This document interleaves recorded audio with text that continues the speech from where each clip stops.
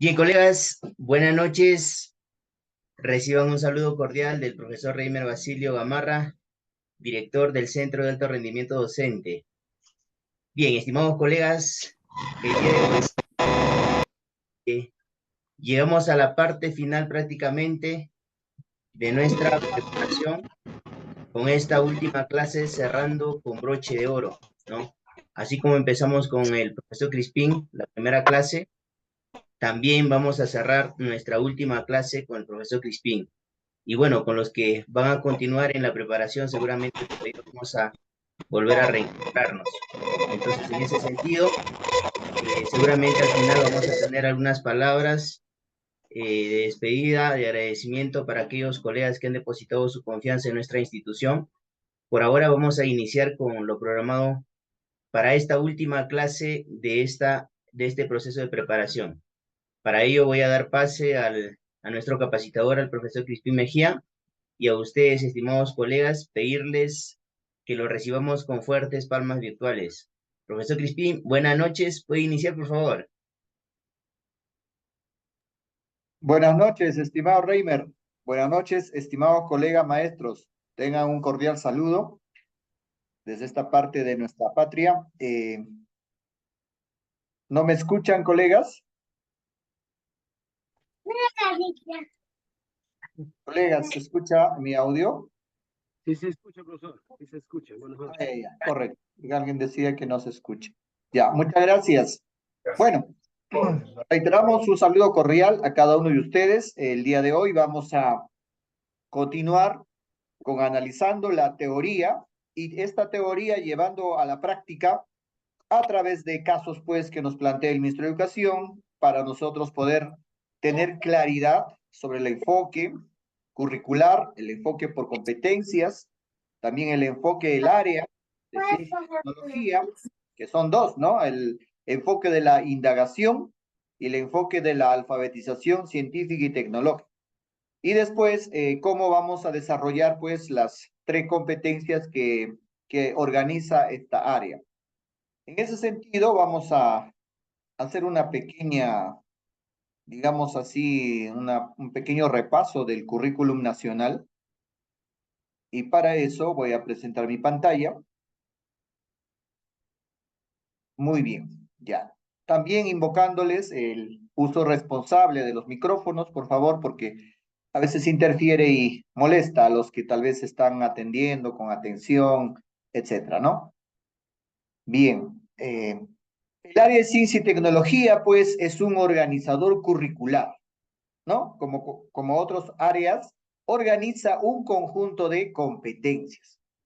Eso, digamos así, de una manera didáctica, porque las competencias, cuando se desarrollan, no piden permiso a nadie. Se vinculan, se combinan, se encuentran, se complementan, etcétera. Cuando nosotros resolvemos casos concretos en la práctica, en la vida real, utilizamos muchas competencias que no son necesariamente el área de ciencia y tecnología, puede ser de comunicación, puede ser, por ejemplo, la competencia ley, o tal vez la competencia resuelve problemas de cantidad, o cuando estamos en una indagación, resuelve problemas de gestión de datos, incertidumbre, etc. Entonces, esa es la naturaleza del desarrollo de las competencias. Se vinculan en función al reto, al desafío, al problema que estamos afrontando.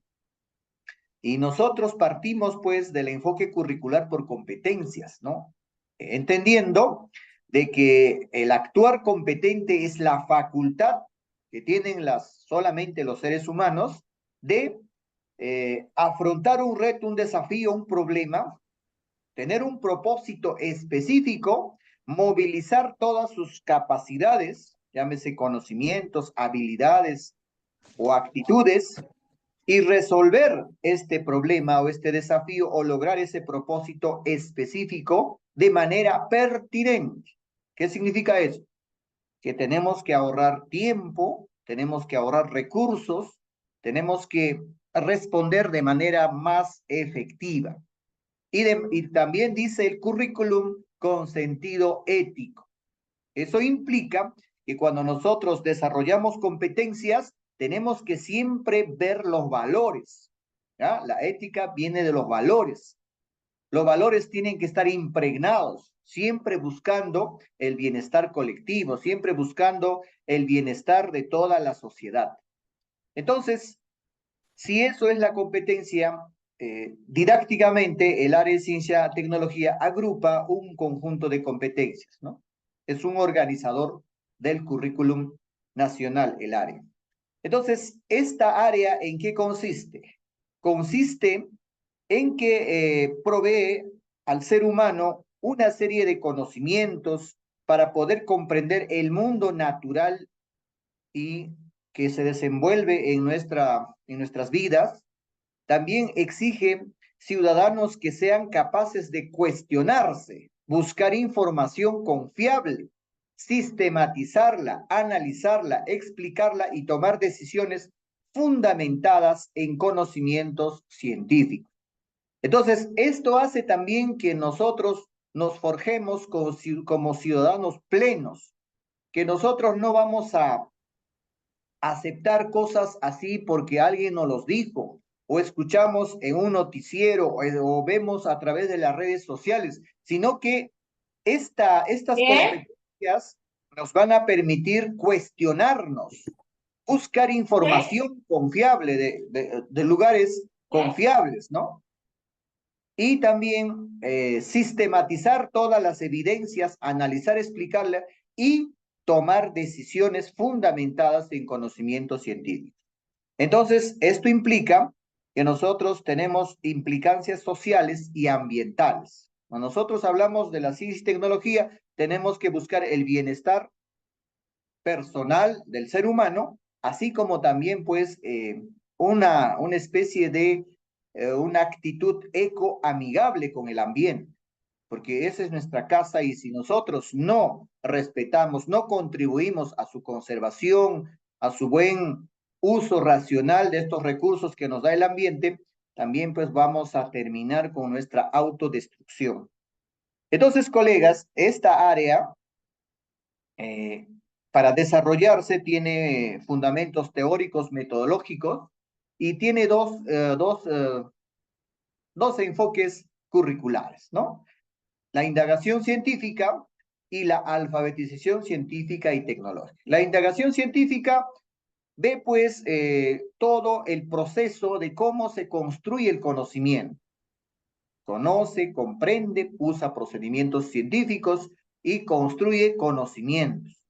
O también reconstruye, porque hay algo, si bien es cierto, un conocimiento puede estar procesado, ¿no? Pero cuando haces una revisión, haces una reconstrucción, vas encontrando algunas mejoras, algo que no estaba bien. Entonces, también el conocimiento científico está en constante revisión. No es algo ya acabado, absoluto, eh, que tiene un poder eh, inflexible, ¿no? El conocimiento está en constante revisión. Por eso se habla de la construcción o la reconstrucción de los conocimientos. Entonces, este enfoque enfatiza el proceso de la ciencia como proceso, el camino para construir.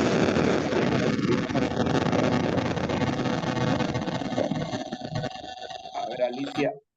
Muy bien. Bien.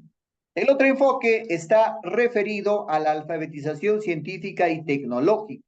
¿En qué consiste? Acá ya usamos a la ciencia como producto, porque la ciencia como producto está a manera de leyes, teorías, eh, artículos científicos, etc. Entonces, esta ciencia se usa como producto, pero no de una manera crítica y reflexiva, sino también pasando por los filtros, ¿no? Para comprender el mundo que lo rodea, el modo de hacer y pensar de la comunidad científica, eh, para que se formen ciudadanos responsables, críticos y autónomos y reconozcan la influencia de la ciencia y la tecnología en la calidad de vida y el ambiente. Entonces, acá vamos a usar a la ciencia como producto para mejorar nuestra calidad de vida, también para mejorar y mantener el cuidado, pues, del medio ambiente. A ver, colegas, por favor, el micrófono. Ya. Entonces, estos dos enfoques del área de ciencia y tecnología van a acompañar, nos van a orientar, nos van a guiar cuando nosotros desarrollamos pues las competencias que están organizados en esta área curricular.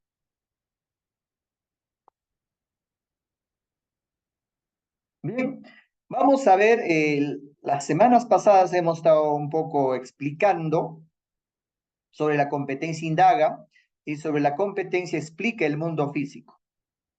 Ahora vamos a ver un poco sobre la competencia diseña y construye soluciones tecnológicas para resolver problemas de su entorno. Esta es una competencia muy similar, muy parecido a la competencia indaga, pero acá la diferencia es que acá se tiene que diseñar y plantear soluciones o prototipos tecnológicos para resolver necesidades, para resolver problemas o para mejorar la calidad de vida de las personas. Entonces dice el currículum nacional dice textualmente que el estudiante es capaz de construir objetos, procesos o sistemas tecnológicos basándose en conocimientos científicos, tecnológicos y de diversas prácticas locales para dar respuesta a problemas del contexto, ligados a las necesidades sociales, poniendo en juego la creatividad y la perseverancia. Entonces acá dice, ¿qué va a hacer el estudiante? Va a construir objetos, procesos o sistemas tecnológicos. Por ejemplo, nosotros queremos implementar nuestro biohuerto. Necesitamos tal vez un objeto para poder regar de manera más efectiva, ahorrando el agua, tal vez el tiempo, tal vez el riego se hace de manera más uniforme, etcétera, ¿no? Podemos construir, por ejemplo, una regadera. Eso es un prototipo tecnológico porque el estudiante va a investigar a través de la ciencia y también de la tecnología, cómo es que nosotros podemos construir una regadera casera para poder regar pues nuestras plantas, nuestros jardines. Eso podría ser un prototipo tecnológico. ¿Por qué? Porque responde a una necesidad, a algo que el estudiante cree que le va a ayudar a ahorrar tiempo, a ahorrar agua, tal vez el riego va a ser mucho más efectivo y eficiente. Puede ser también procesos, ¿no? Un conjunto de procesos que nos ayuden a mejorar nuestra calidad de vida, nuestras necesidades y nuestros problemas en el entorno. O sistemas tecnológicos, que es un poco más complejo, ¿no? Pero entonces, cuando empezamos a diseñar y construir prototipos o soluciones tecnológicas, vamos a empezar pues construyendo objetos. Pueden ser juguetes, pueden ser instrumentos, pueden ser materiales, pero que resuelvan a un problema específico. Entonces, para esto, el estudiante debe movilizar 4 capacidades, ¿ya? Determina una alternativa de solución tecnológica. Va a plantear una alternativa de solución tecnológica. Al detectar un problema y proponer alternativas de solución creativas basadas en conocimiento científico, tecnológico y prácticas locales, evaluando su pertinencia para seleccionar una de ellas. Entonces, frente a un problema, frente a una necesidad, el estudiante va a proponer alternativas de solución creativas. Pero esta alternativa de solución tiene que tener un sustento científico, tiene que tener un sustento tecnológico, o también puede tener un sustento de prácticas locales, porque también no olvidemos de que las prácticas locales de nuestras comunidades son también patrimonio, son conocimientos. Entonces también puede servir para que nos dé una idea de cómo construir una solución tecnológica. Por ejemplo, en las zonas andinas, los pobladores han creado, pues, o han diseñado la yunta, ¿no? Para poder voltear la tierra utilizando, pues, la fuerza de los bueyes. Entonces, ¿qué objetos o soluciones tecnológicas han creado para aprovechar la fuerza de los bueyes y poder voltear la tierra y poder cultivarla? Por ejemplo, han diseñado esos aparatos que se llaman yugo, que va a calzar en la cabecera o en la cabeza de los toros y para poder atarlos a las astas. También ha inventado el arado. Entonces, esas son soluciones tecnológicas que podríamos decir que han partido de prácticas locales. Estas nos pueden orientar, nos pueden guiar para que nuestros estudiantes puedan plantear soluciones tecnológicas basado en esas prácticas locales. También puede tener un sustento científico cuando nosotros investigamos la ciencia como producto y luego decimos, no, pero para resolver esto podemos crear esta herramienta, este utensilio o este sistema tecnológico, ¿no? Que implica que son varias cosas que van a funcionar de manera sistemática. Entonces, esa es una de las capacidades que tenemos que tener en cuenta en el desarrollo de esta competencia. La segunda competencia es diseña la alternativa de solución tecnológica. Al encontrar un problema y plantear una alternativa, no queda ahí, pues tenemos que ir al detalle. ¿Cómo va a ser?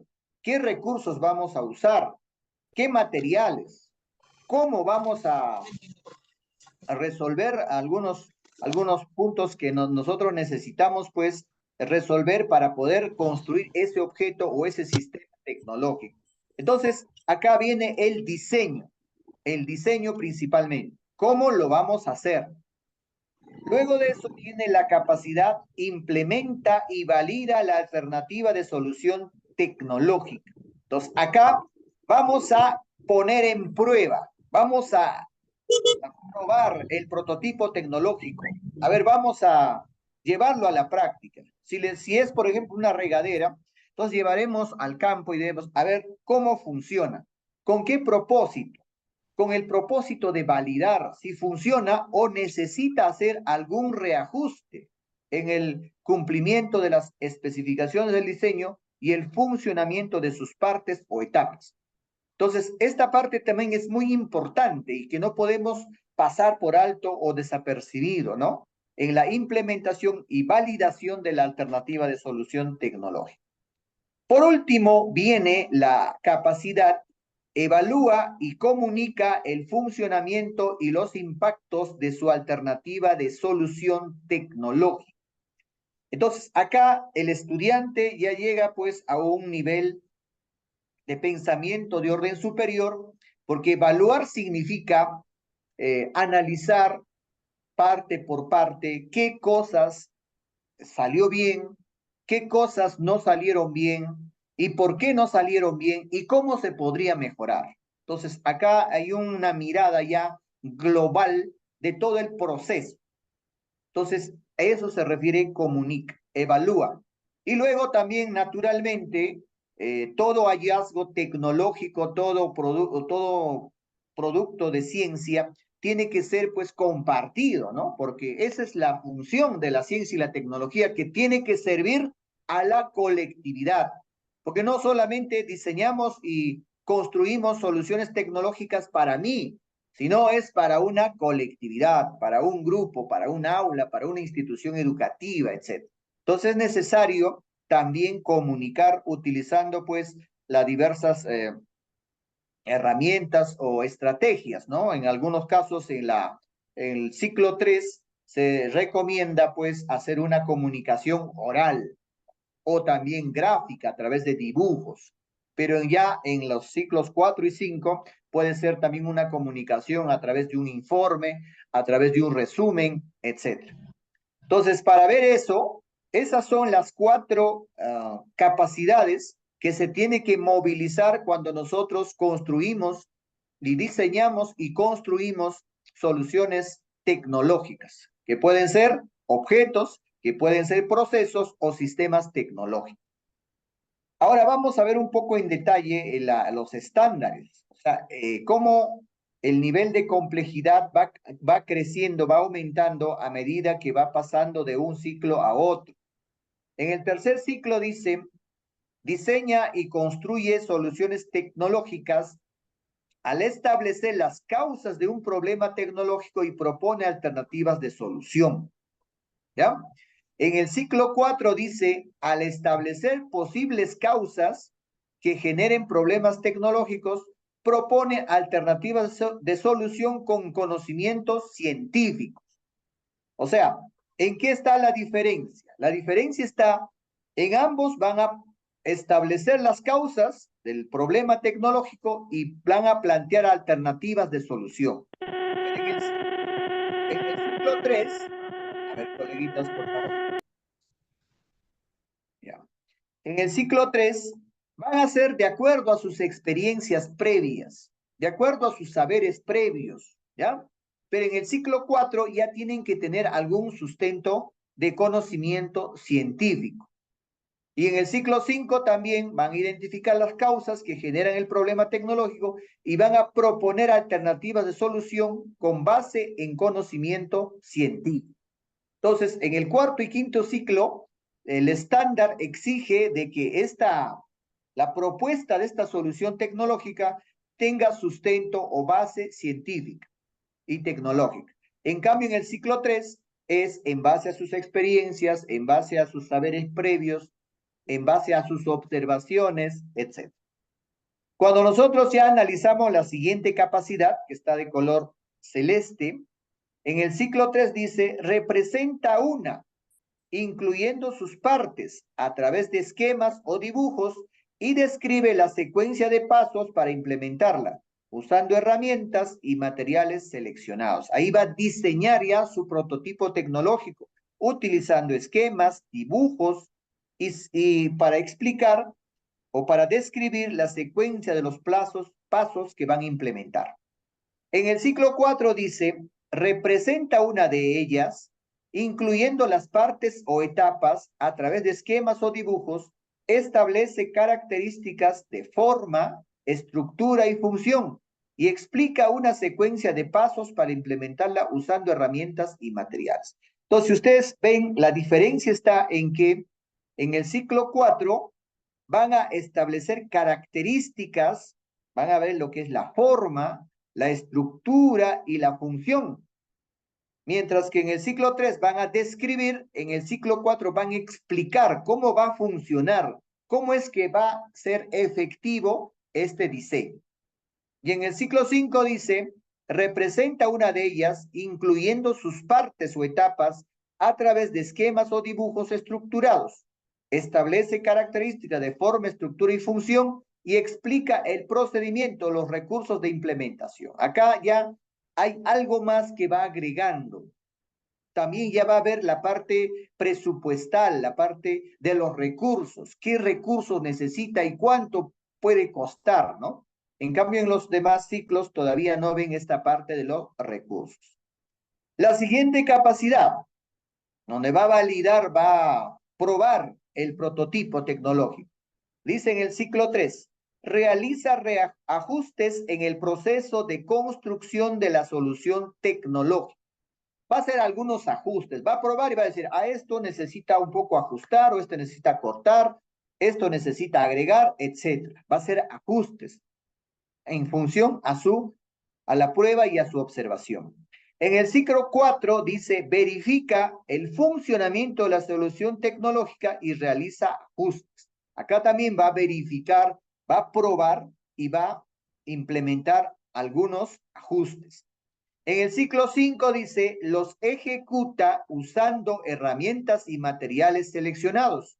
Verifica el funcionamiento de la solución tecnológica, detectando imprecisiones y realiza ajustes para mejorarla. Entonces, acá ya va a verificar, pero con mayor detalle, con mayores precisiones, ¿no? Si funciona bien o no funciona bien, pero con mayor detalle. Y va a plantear también algunos ajustes necesarios que tiene que implementar. En la siguiente capacidad de evalúa y comunica, en el ciclo 3 tenemos, Describe el procedimiento y beneficios de la solución tecnológica. Evalúa su funcionamiento según los requerimientos establecidos y propone mejoras. Va a describir, va a enumerar los procedimientos y los beneficios de esta solución tecnológica y va a evaluar su funcionamiento y va según los requerimientos establecidos, ¿no? Cómo queríamos que sea nuestro producto tecnológico. En el ciclo 4 dice, explica el procedimiento, conocimiento científico aplicado y beneficios de la solución tecnológica. Evalúa su funcionamiento, considerando los requerimientos establecidos y propone mejoras. Entonces, acá también va a explicar cómo funciona, qué conocimiento científico están implementando o aplicando y los beneficios que está generando este diseño tecnológico. Y van a evaluar el funcionamiento y van a implementar tal vez algunas mejoras.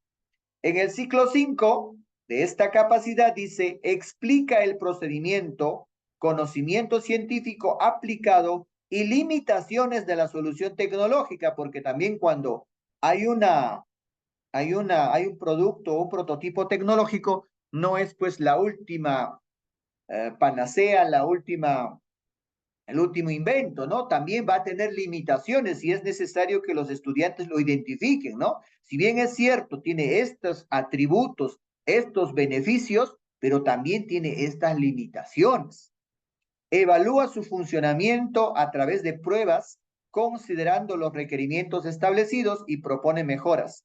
Infiere impactos de solución tecnológica y acaba a agregar un poco más la complejidad de esta capacidad, ¿no? Va a inferir, va a establecer qué impacto de solución tecnológica va a tener.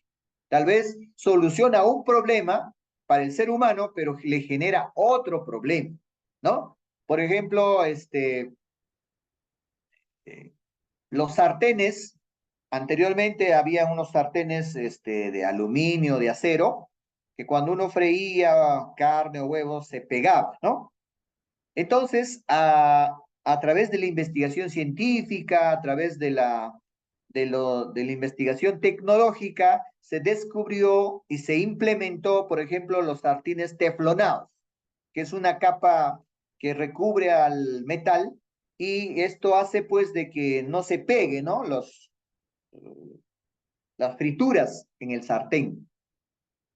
Solucionar el problema del pegado, pues, ¿no? De las comidas o de las frituras en el sartén. Pero analizando los impactos se llega a la conclusión de que, por ejemplo, este teflón es un material plástico.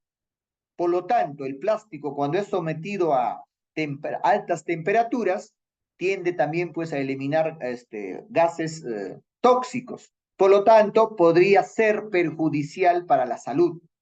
Entonces, estas cosas, ¿cómo surgen? Surgen a través de la investigación, a través del análisis, de la reflexión, de los impactos que tiene también pues las soluciones tecnológicas. Entonces, así, cada solución tecnológica pues tiene también sus limitaciones o sus impactos negativos para el bienestar del ser humano o también del ambiente.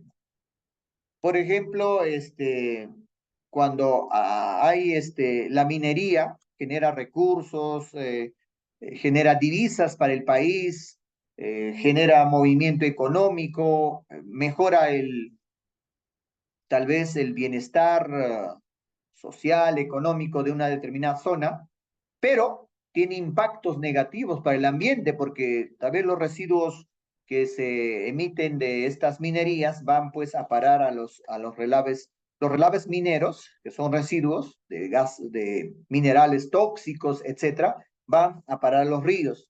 Entonces, esto también genera un impacto ambiental. Entonces, todas esas cosas tenemos que ir analizando. Entonces, eso es el estándar de la competencia, diseña y construye soluciones tecnológicas para resolver problemas de su entorno, que es necesario conocerlo porque también cuando hay casos es necesario saber esto para poder nosotros discernir rápidamente e identificar la respuesta adecuada. Muy bien, colegas, no sé si habrá alguna pregunta para pasar a revisar los casos.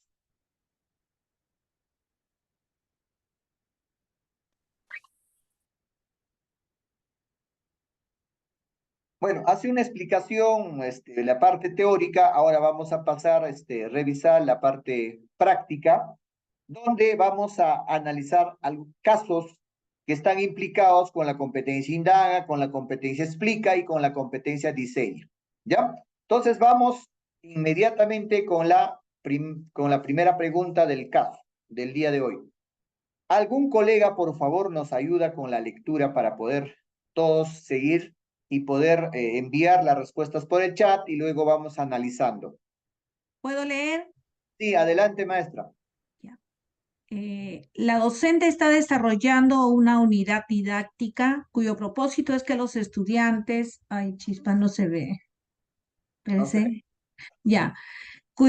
Perdón, la docente está desarrollando una unidad didáctica cuyo propósito es que los estudiantes de 5º grado describan las características de los seres vivos.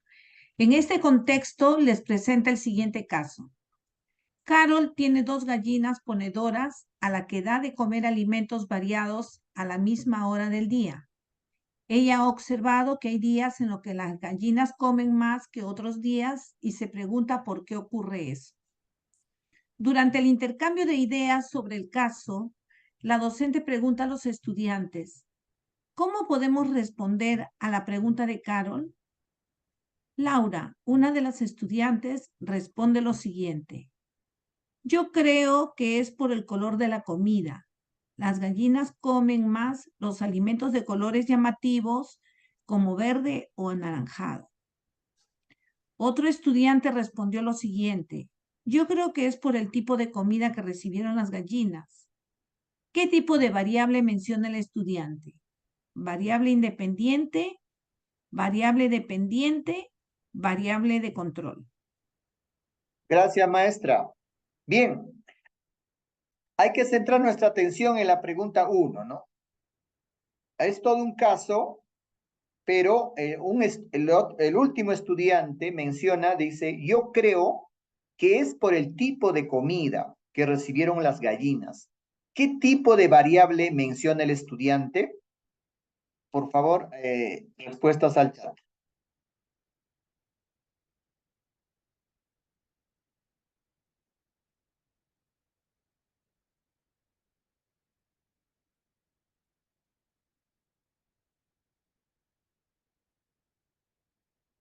Ya tenemos 4 respuestas.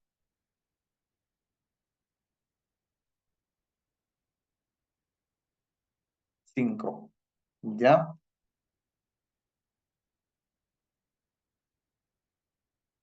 Lázaro, Bustamante, Cleofé, Teresa, Esther. Está dividido A, C, B, B. Bueno, ya. No sé si hay más respuestas, colegas, para poder ir analizando, porque hay respuestas que dicen que es la A, hay también respuestas para la B, hay respuestas también para la C. No hay más respuestas. Bien, vamos a analizar. Cuando el estudiante dice, yo, dice, Carol tiene 2 gallinas ponedoras a las que da de comer alimentos variados a la misma hora del día. Ella ha observado que hay días en que las gallinas comen más que otros días y se pregunta por qué ocurre esto. Entonces, colegas, tenemos que establecer la relación causa-efecto, ¿ya? Y eso hemos enfatizado desde el primer día. Causa-efecto. Causa es primero y el efecto es después. Causa es lo que genera y efecto es la consecuencia, lo que ocurre, lo que genera. Entonces, bien, Gabriel, Alicia también están enviando sus respuestas. Cuando el estudiante dice, yo creo el tipo de comida, yo creo que es por el tipo de comida.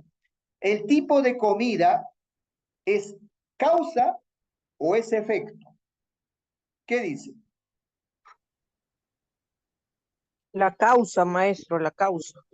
es la La causa causa. de que las gallinas coman más o coman menos, ¿verdad?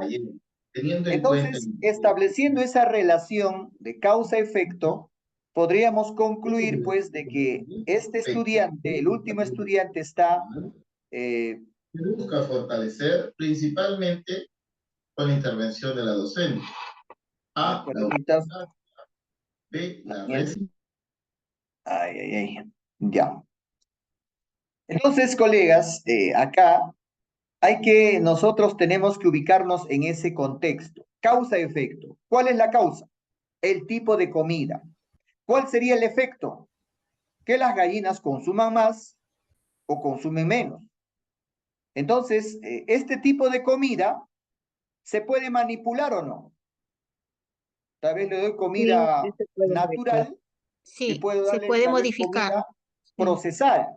Puedo manipular, ¿no? Comida natural puede ser maíz, verduras, qué sé yo.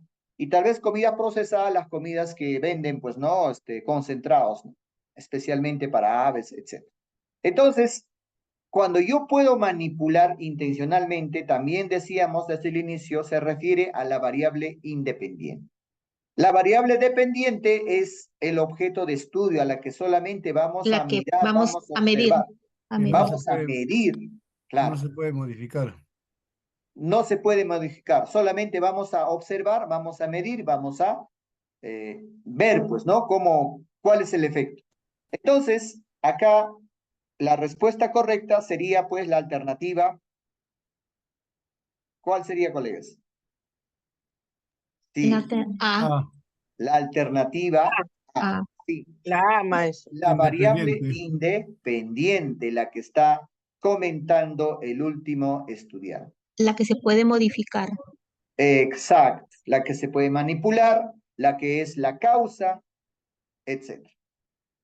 Entonces, colegas, seguramente hay colegas que todavía no lo tienen bien claro en qué consiste la variable independiente y dependiente, y por eso a veces nos confundimos y nos vamos de frente a la variable dependiente o control. ¿Ya? Entonces, es necesario que ustedes vayan clarificándose de que la variable independiente es la causa y la dependiente es el efecto. ¿Ya, colegas? Vamos pasando. 2. Otro coleguita, por favor, nos ayuda con la lectura. Yo, maestro. Adelante. Una docente presenta a los estudiantes de quinto grado una bolsa con 1 kilogramo de arroz y otra bolsa con 1 kilogramo de harina fina. Luego, inicia el diálogo con ellos a partir de la siguiente pregunta. ¿Cuál de las bolsas creen que tiene mayor cantidad de materia? A continuación, se presenta la respuesta de una estudiante. Pienso que la bolsa de arroz tiene más materia porque es... Uy, disculpe, lo cerré. ¿Puede abrir su micrófono, por favor? Sí, ya. Yo pienso que la bolsa de arroz tiene más materia porque es más grande. Con relación a las características de la materia, ¿cuál de los siguientes aprendizajes es necesario priorizar para brindar retroalimentación a la estudiante? A. Identifica la diferencia entre kilogramo y gramos. B. Identifica la diferencia entre masa y volumen. C. Identifica la diferencia entre masa y peso. Bien, gracias, maestra. Entonces, allí tenemos un caso que necesita conocimiento disciplinar. Dice, el estudiante concluye de que piensa que la bolsa de arroz tiene más materia porque es más grande. Entonces, allí hay una necesidad de aprendizaje. ¿Cuál de los siguientes aprendizajes debe priorizar para brindar retroalimentación a la estudiante? A ver, colegas, respuestas al chat. Pongan el número y la letra, por favor. La B, maestro. Ya, muy bien. Bustamante, Lázaro, Isabel, Teresa, Marina, Josefa. Bien. Esther, todos han marcado la alternativa B. Claro. La B, maestro. Una parte solicito apagar ese micro prendido, no nos deja concentrar. Sí, pues alguien está con el micrófono prendido, por favor, si sería tan amable de desactivarlo para poder escucharnos. Sí, bien, claro. Dice la estudiante, y es natural en los estudiantes que se equivoquen porque el error es parte del proceso de aprendizaje, concluye de que la bolsa de arroz tiene más materia porque es más grande. Entonces, ¿qué está confundiendo? Está confundiendo la masa con el volumen. Entonces, la masa es la cantidad de materia eh, que hay en un determinado objeto. Entonces, la cantidad de materia es lo mismo, porque si es 1 kilogramo de arroz y es 1 kilogramo de arena, entonces la materia es lo mismo, porque esa es la masa, la cantidad de materia. Pero algunos objetos son más densos y otros son menos densos. Los más densos ocupan menos espacio, menos volumen. Y los menos densos ocupan más espacio. Por ejemplo, sería algo más visible si nosotros pesamos 1 kilo de algodón y 1 kilo de arroz, ¿no? Allí sería mucho más visible todavía de que la masa es lo mismo, porque pesan o la masa de ambos es 1 kilogramo, pero el volumen del kilogramo de algodón sería mucho más grande. ¿Por qué? Porque es menos denso, ¿ya? Sus moléculas, sus átomos están distribuidos de manera mucho más dispersas. En cambio, en la arena, son cuerpos mucho más densos, sus átomos están distribuidos de manera mucho más uniforme y regular y están más cohesionados. Entonces, acá la necesidad que tiene el estudiante es de diferenciar entre lo que es masa y es volumen. Y ustedes lo han ratificado porque todos han marcado la alternativa B, y eso es la necesidad más urgente, colegas, que necesita implementar el docente para retroalimentar a su estudiante. Muy bien. Vamos a pasar al caso 3. A ver, otro colega, por favor, nos ayuda con la lectura. Yo, maestra. Adelante. Durante el desarrollo de una unidad didáctica sobre la formación de ecosistemas, una docente presenta a los estudiantes de 5º grado una botella hermética cerrada y expuesta a la luz, que contiene tierra húmeda, insectos, algunas piedras, carbón vegetal y plantas pequeñas. Les dice lo que contiene y les pregunta, ¿esto puede considerarse un ecosistema? De ser un ecosistema, ¿podría sobrevivir? Un estudiante comenta lo siguiente: eso es un ecosistema, pero yo creo que se va a morir en poco tiempo porque las plantas y los insectos se van a acabar el oxígeno.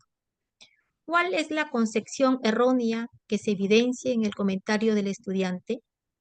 A. Creer que sin la presencia de factores abióticos como el oxígeno, el ecosistema no subsiste.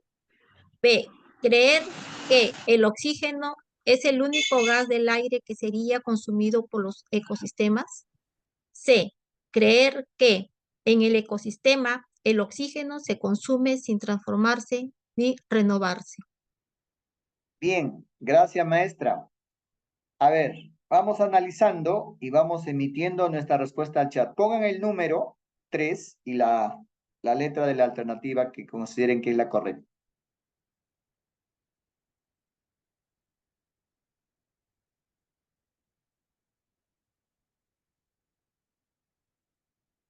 Ya tenemos 6 respuestas. 7. A ver. Vamos a esperar hasta 10. Son 8, 9.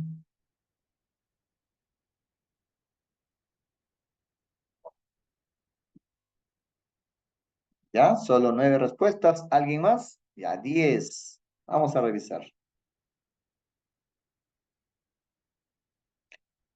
Ya, Ángel, Josefa, Teresa, Isabel, Flor, Luisa, Esther, Demetrio, Nancy, Lázaro. Muy bien. ¿Ya? Los que están participando están muy bien enfocados en todo este proceso.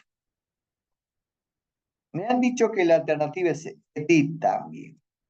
Claro, cuando seguramente ustedes también en el colegio han hecho ese experimento, ¿no? Construir un ecosistema, ¿no? ¿Qué tiene un ecosistema? Tiene seres bióticos y tiene seres abióticos, que cuando empiezan a interrelacionarse, se genera pues ese circuito y se favorece pues la vida de la especie humana, la vida de especies de los seres vivos, ¿no? Nuestro ecosistema, por ejemplo, ¿por qué existe? Porque hay seres vivos, hay seres inertes como el agua, el aire, el suelo, las rocas, las plantas, etcétera, ¿no? Y todos funcionan de manera sistémica, todos contribuyen, es todo un sistema, pues, prácticamente. Entonces, si hay un ecosistema en miniatura que están fabricando, echando todos los elementos que debe contener, básicos que debe contener un ecosistema, pero el estudiante dice, eso es un ecosistema, pero, dice, yo creo que se van a morir en poco tiempo porque las plantas y los insectos se van a acabar el oxígeno. Entonces, ¿cómo lo está concibiendo al oxígeno? Como algo que está ahí y que si alguien lo consume, allí se va a acabar.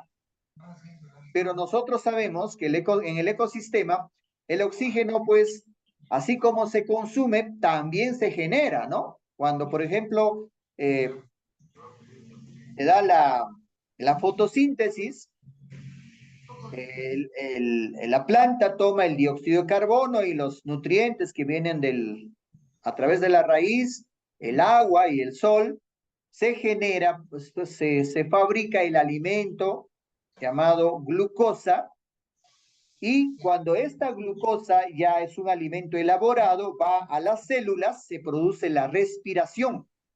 Y en el proceso de la respiración se fabrica pues el ATP, que es una fuente de energía que sirve para que los seres vivos puedan vivir y desarrollar sus actividades, pero como residuo sale el oxígeno.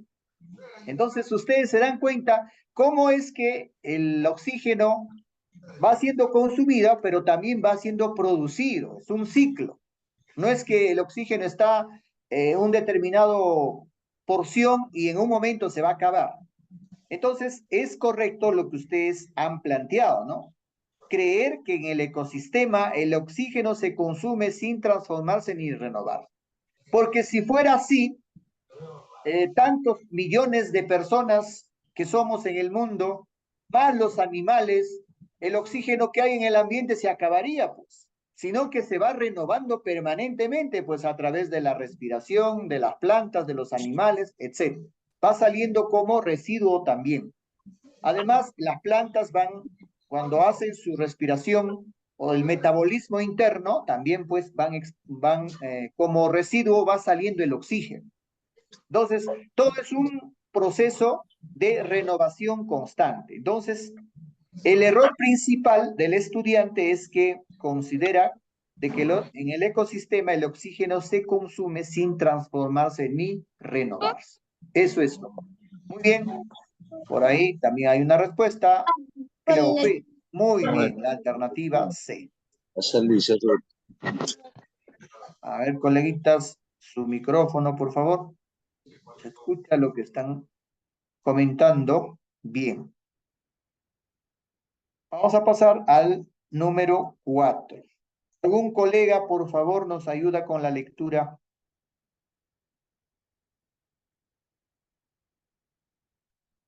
¿Algún coleguita por ahí que nos pueda lecturar en voz alta para todos?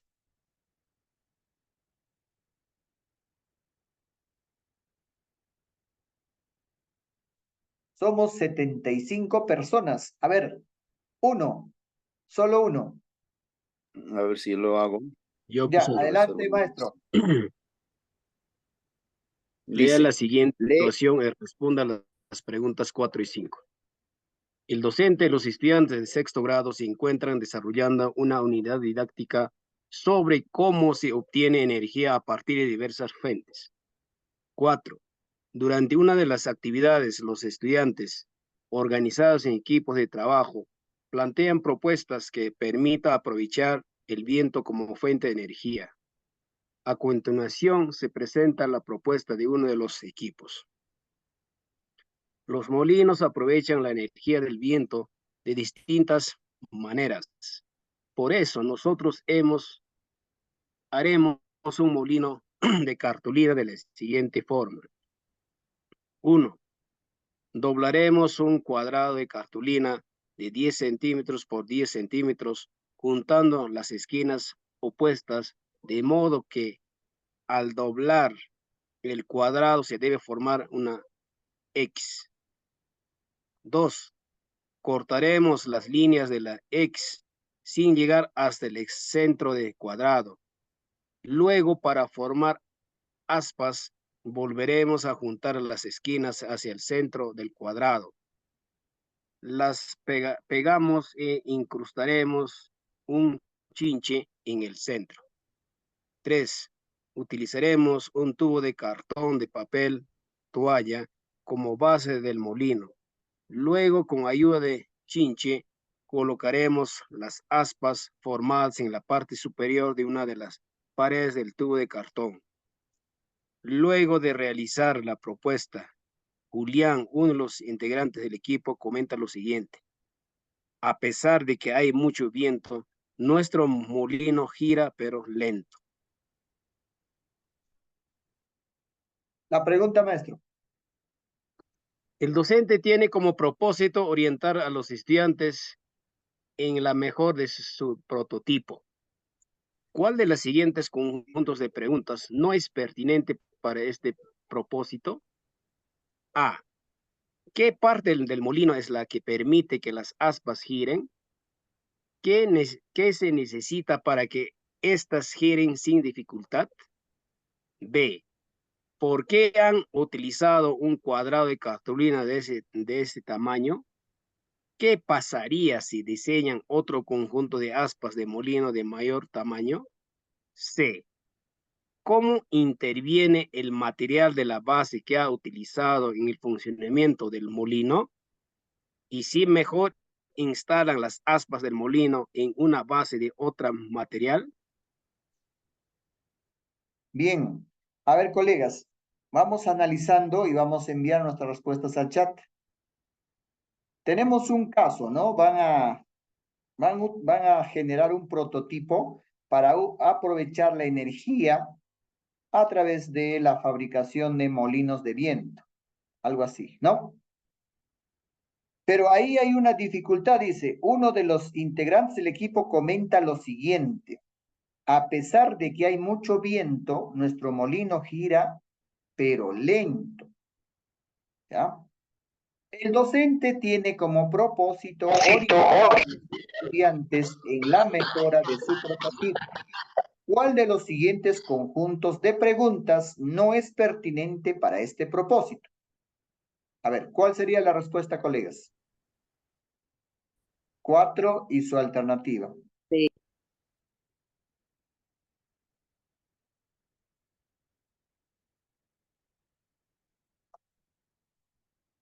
Ya, tenemos 6 respuestas.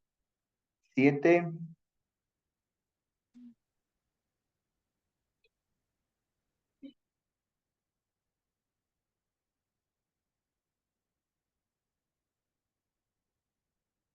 9.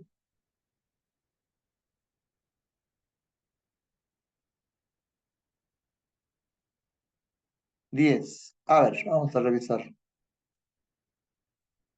Emma, la C, Josefa, la C, Isabel, Lázaro dice la B, Marina, la C, Isabel, la C, Esther, la C, Teresa López, la C, Demetrio, Nancy, Flor Quispe, Cleofé. Muy bien, la mayoría dice que es la C, pero hay un colega que nos dice que podría ser la B.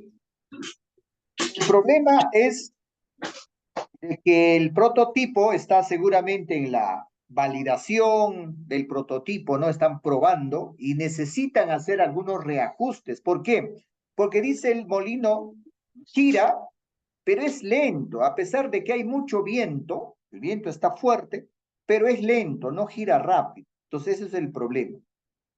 Entonces, el docente tiene que retroalimentar, pero hay una de las propuestas que no es pertinente, o sea, no ayudaría a mejorar el prototipo, en otras palabras. A ver, vamos a leer la alternativa C que la mayoría ha marcado. Por acá dijeron 1 la A. Bien. Vamos a analizar entonces todas, ¿ya? A. ¿Qué parte del molino es la que permite que las aspas giren? Yo le preguntaría a los estudiantes de qué parte del molino es que permite que las aspas giren. ¿Qué se necesita para que éstas giren sin dificultad? Porque dice no está girando bien. Algo le impide, pues no. Es lento, no gira rápido.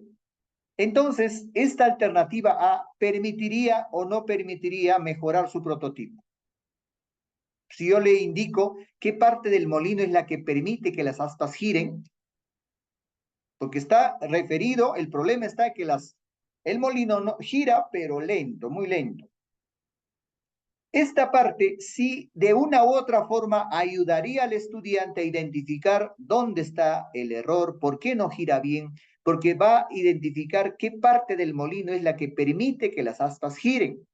Tal vez será el chinche, tal vez será las aletas fabricados de cartulina, qué sé yo. ¿Qué se necesita para que estas giren sin dificultad? ¿Qué se necesita? Tal vez se necesita un chinche de mayor grosor o de menor grosor, o tal vez la cartulina no es muy flexible, qué sé yo, ¿no? Entonces, la alternativa A sí ayudaría de una u otra forma a que mejore su prototipo. Pero la pregunta es, dice, no es pertinente, o sea, no le va a ayudar casi nada. Entonces, también esa parte es muy importante que ustedes entiendan, ¿no? Cuando dice no es pertinente, es aquella que no le va a ayudar al estudiante a mejorar su prototipo. Entonces, la alternativa A quedaría descartada, porque sí ayudaría. La alternativa B, ¿por qué han utilizado un cuadrado de cartulina de ese tamaño? ¿Qué pasaría si diseñan otro conjunto de aspas de molino de mayor tamaño?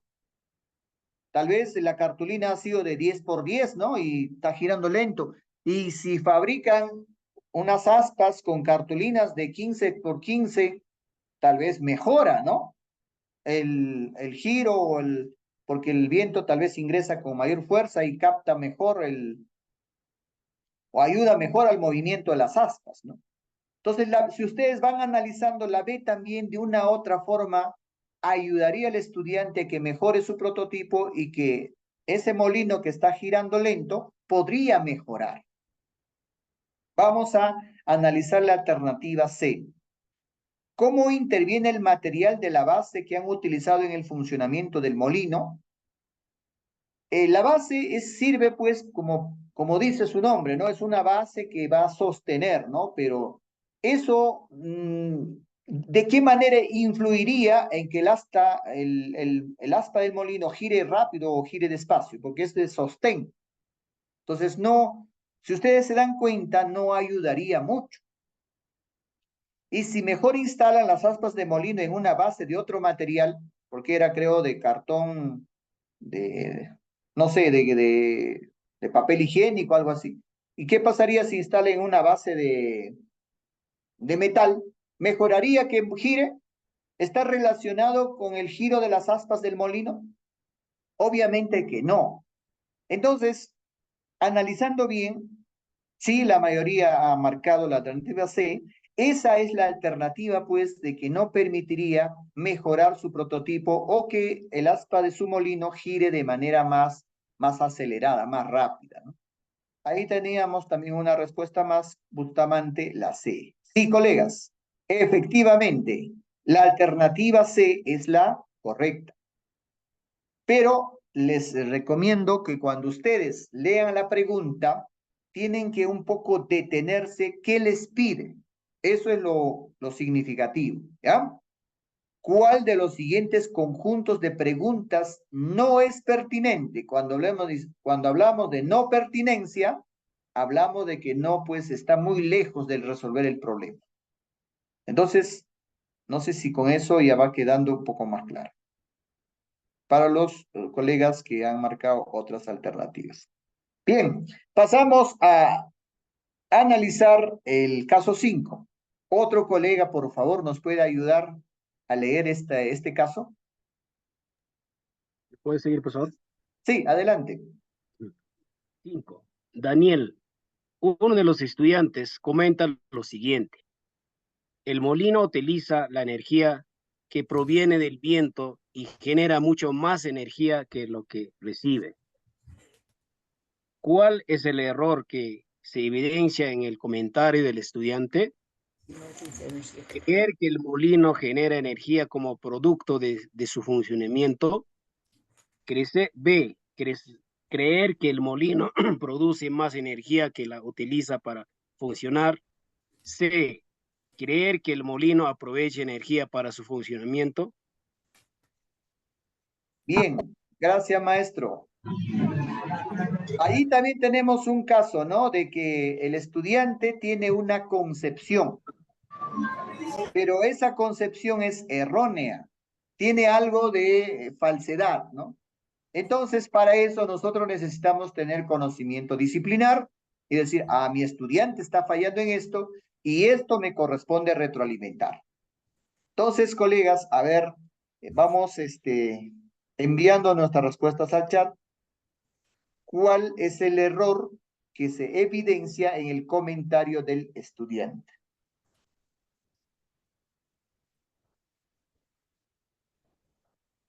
Ya tenemos 11 respuestas. A ver, vamos a ver.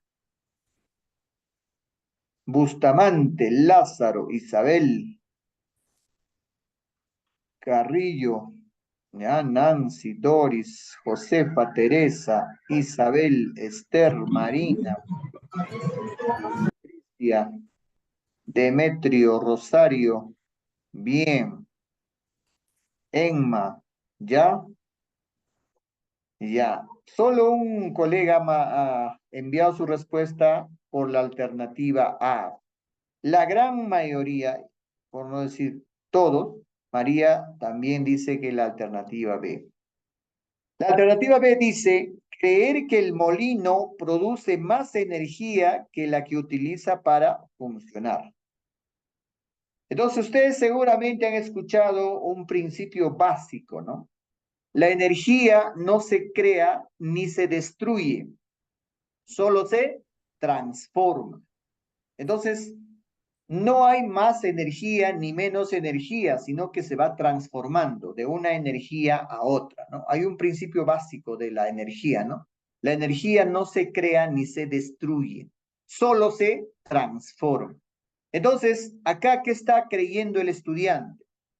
Que el estudiante está pensando de que el molino utiliza la energía que proviene del viento y genera mucho más energía que la que recibe, ¿no? O sea, esa es su concepción errónea. Tal vez está observando y está percibiendo de que hay más energía de la que recibe. Entonces, eso es un error. ¿Cuál es el error? Creer que el molino produce más energía que la que utiliza para funcionar. O sea, la que recibe del viento para funcionar tiene más energía. Entonces, eso no es cierto. La energía no se crea ni se destruye, solo se transforma, la misma energía. Entonces, sí, colegas, es la respuesta correcta. Ahora, alguien por ahí marcó la alternativa A. Dice, creer que el molino genera energía como producto de su funcionamiento. También eso lo podemos descartar con el mismo principio que dice, ¿no? La energía no se crea ni se destruye, solo se transforma. Entonces, no se genera una energía de la nada, ¿no? Es una transformación de la energía de un tipo a otro tipo. De eólica puede pasar a mecánica, eléctrica, etc. Pero la energía se mantiene, ¿no? Entonces, la alternativa A quedaría descartado, colegas, y la alternativa B sería, pues, efectivamente la respuesta correcta. Muy bien. A ver, algún niñito también nos está acompañando. Bien. Vamos a invitar a otro colega para que nos pueda leer este caso 6 para ir avanzando, coleguitas. A ver, algún colega, por favor.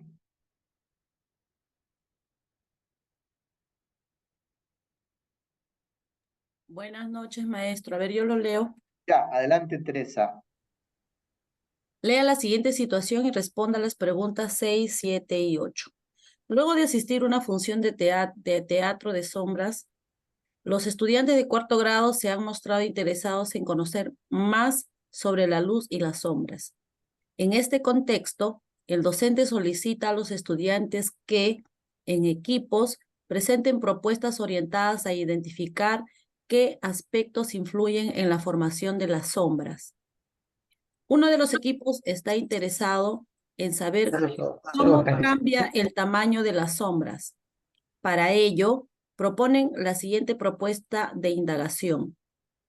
1. Buscaremos un cuarto oscuro. Luego conseguiremos una linterna. Después, un lápiz de 15 centímetros de largo, sin borrador. Esto servirá de base para que pueda apoyarse en el piso. En el cuarto oscuro ubicaremos el lápiz, en el cuarto oscuro ubicaremos el lápiz en posición vertical sobre el suelo. Luego, colocaremos la linterna de forma horizontal al ras del suelo y alumbraremos el lápiz. Por 1 minuto, a diferentes distancias, las distancias son las siguientes. Primero, la linterna encendida se ubica a 5 centímetros del lápiz. Después, a 10 centímetros del lápiz. Finalmente, a 15 centímetros del lápiz. 3. Observaremos lo que pasa en el tamaño de la sombra del lápiz. 6. ¿Cuál es la variable independiente de la propuesta de indagación de los estudiantes? A. El tiempo en el que la linterna iluminará el lápiz. C.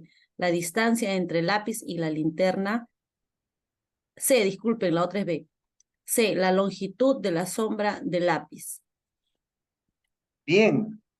Ahí tenemos una propuesta de indagación, ¿no? Ahora vamos a practicar, pues, ¿no? Identificar la variable, en este caso, la variable independiente.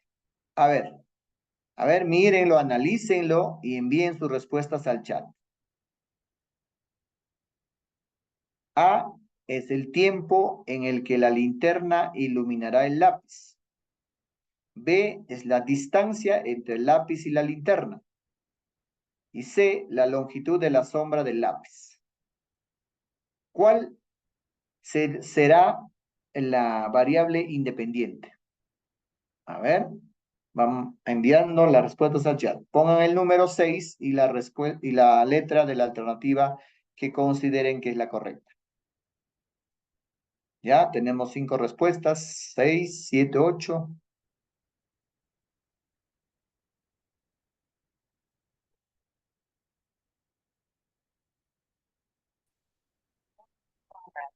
Nueve, 10, 11. Muy bien, ahora vamos a revisar. Ya, Isabel, Marina, Teresa, Flor Quispe, Marina, Chegaray, Alicia Madueño, Esther, Elizabeth, Doris, María, Josefa, Lázaro, Nancy, Bustamante, Lila, Demetrio, Zulema. Muy bien. Yo creo que ya ustedes están preparados para el examen. Todos han marcado la alternativa B. El crecimiento lo da Dios. Esa es Dios amanezca por tu pollo. Porque se acuerda de la canción. Ya, a ver, empieza la discusión, coleguitas. Quedamos en que desactiven su micrófono. ¿Ya? Los micros, sí, pues, colegas. Bien. Ya. La variable independiente es la causa, pues, ¿no? La variable independiente es la causa y la dependiente es el efecto. ¿Ya? Luego, la variable independiente es la que se puede manipular. ¿Ya? La que se puede manipular intencionalmente. Y ahí nosotros vemos, primero la linterna encendida se ubica a 5 centímetros del lápiz. Después a 10 centímetros. Finalmente a 15 centímetros. Entonces, ahí está la manipulación, ¿no? ¿Y cuál va a ser el efecto? Seguramente más adelante hay una pregunta para identificar la variable dependiente. Entonces, la variable independiente sí, pues, efectivamente es la distancia entre el lápiz y la linterna. No podría ser la longitud, no podría ser el tiempo de la linterna, porque el tiempo de la linterna dice linterna por 1 minuto. O sea, van a alumbrar por 1 minuto a diferentes distancias. Entonces, ese minuto es para todos. Entonces sería variable control, más bien el tiempo, ¿no? No sería variable independiente. Lo que va a variar, lo que va a ser manipulada, la que va a ser la causa es la distancia entre el lápiz y la linterna. Muy bien, pasamos entonces. Felicitaciones. 7. ¿Algún otro colega nos ayuda, por favor, con la lectura? Yo, profesor. Ya, adelante, maestro. 7. Tomando en cuenta el propósito del equipo, ¿cuál de las siguientes alternativas es un ajuste que es necesario que los estudiantes realicen para mejorar su propuesta de indagación? A. Incluir una experiencia en la que coloquen la linterna y el lápiz juntos. B. Utilizar un lápiz de diferente longitud en cada una de las experiencias. C. Medir la longitud de la sombra del lápiz en cada una de las experiencias. Bien. Siempre todo diseño de indagación necesita, pues, hacer un reajuste, ¿no? Un ajuste, una mejora, ¿no? ¿Cuál sería ese ajuste necesario que los estudiantes puedan incorporar en su propuesta de indagación? A ver, mírenlo bien. Las alternativas. Y pueden enviar sus respuestas al chat.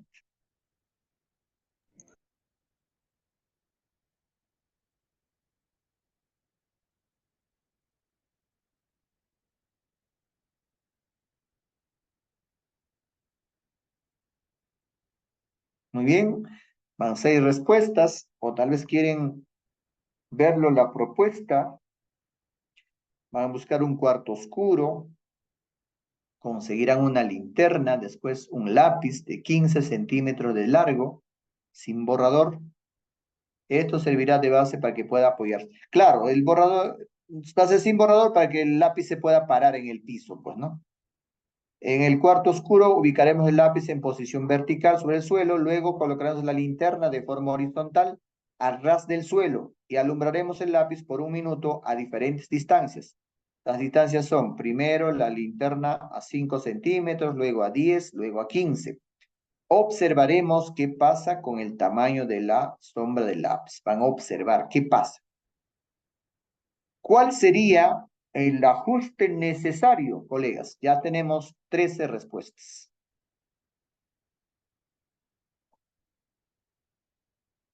A ver, ya. Bustamante. Isabel. Ya. Esther, Teresa. Flor, Isabel, Elizabeth. Guamán, Flores. Josefa, Edith. Lázaro, Marina. Nancy. Alcida. Luisa. Bien.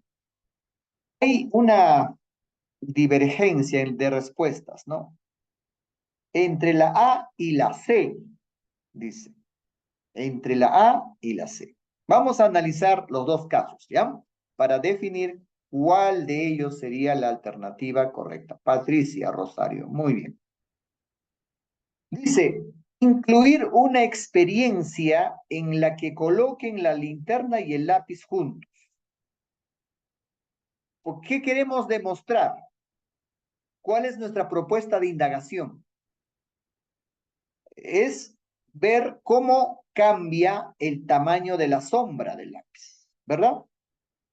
Si lo juntamos, ayudaría a ver esa con mayor claridad. Si lo juntamos el lápiz y la linterna, ayudaría a ver con mayor claridad cómo cambia el tamaño de la sombra con la distancia de la linterna con el lápiz. ¿Ayudaría o no? Sí, sí ayudaría. Ya podría ayudar, ya. Sí. Claro, ahí seguramente ¿cómo se llama? La sombra va a ser 0, tal vez, ¿no? O va a ser lo mínimo, tal vez. Ya. Ahora, la C dice, medir la longitud de la sombra del lápiz en cada una de las experiencias. Porque ahí dice, en la experiencia dice, van a observar. Observaremos, es el paso 3, observaremos lo que pasa con el tamaño de la sombra del lápiz. Van a observar. Y si ellos lo miden, la sombra, cuando la linterna alumbra 5 centímetros, cuando alumbra a 10 centímetros y cuando alumbra a 15 centímetros, ¿mejoraría la experiencia o no? ¿Habría una conclusión mucho más efectiva, razonable o no? Sí. Ya. Entonces, si nosotros estamos en una duda, en un dilema, puede ser la A o puede ser la C, ¿cuál sería la más pertinente, la respuesta que se acerca más, el ajuste que nos ayudaría al estudiante a que mejore su propuesta de indagación? ¿Por cuál se inclinarían? Sí.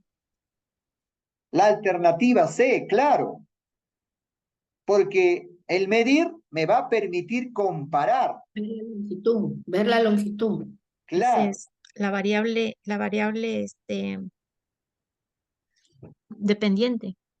Claro. Entonces yo voy a decir, ¿no? Cuando yo alumbro a 5 centímetros, mide tal vez 10, pero cuando mido a 10 centímetros, mide 7, y cuando mido a 15, mide 5. Ah, entonces es inversamente proporcional.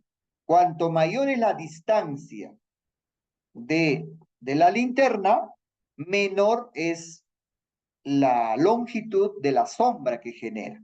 Entonces, eso ayudaría más a que los chicos puedan hacer una conclusión mucho más efectiva, porque van a medir. Y cuando medimos, la explicación es más objetiva, más exacta.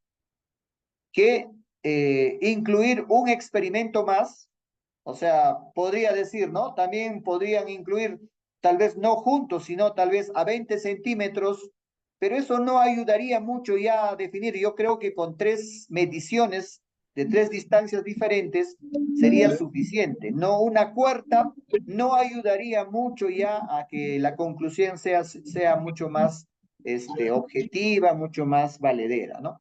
Entonces, si nosotros tendríamos que decidir por la alternativa C.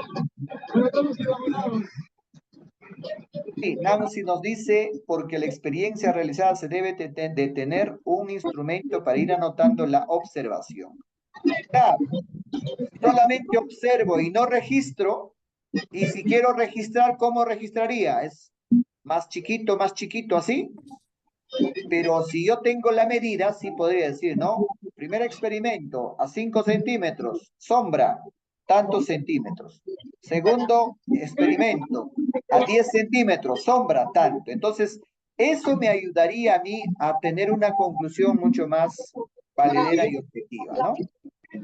A ver, coleguitas, con el micrófono, no sé, alguien, Leo. Debe de apagar su micrófono, profesor. Sí, pues eso es lo que estamos incidiendo, sin embargo, todavía hay algunos incumplimientos. Estimados colegas, para no interferir, vamos a desactivar nuestro micrófono. Es un principio básico de respeto en una colectividad, ¿no? En el entorno virtual. es una netiqueta, ¿no? Es una norma que nos ayuda a interactuar con respeto, responsabilidad. Si alguien quiere hacer uso de la palabra, levanta la mano y le damos la palabra para que pueda también participar. Muy bien. Ya. Sí, lo estamos muteando, pero nuevamente se activan, colegas. Vamos. Entonces, las 7 quedamos con la alternativa C. 8.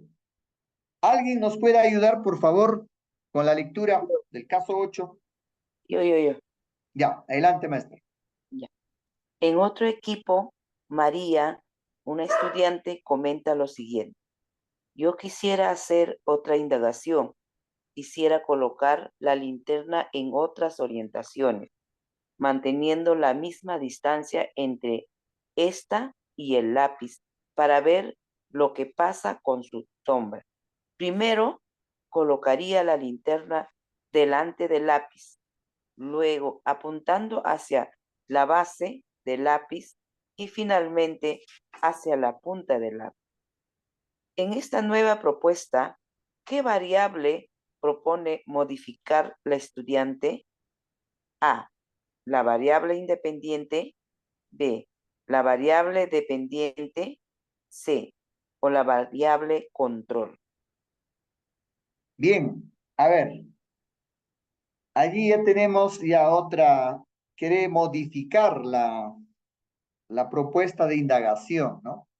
Quiere colocar la linterna en otras orientaciones, manteniendo la misma distancia entre esta y el lápiz.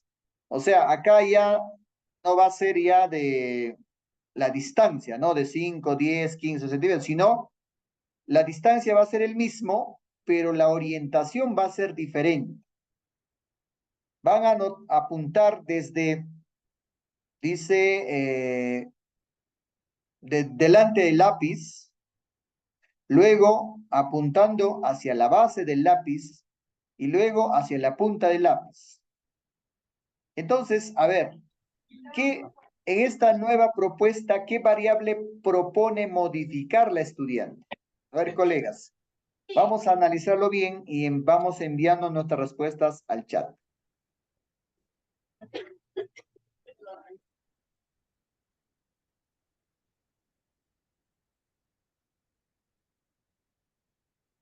Ya tenemos 8 respuestas.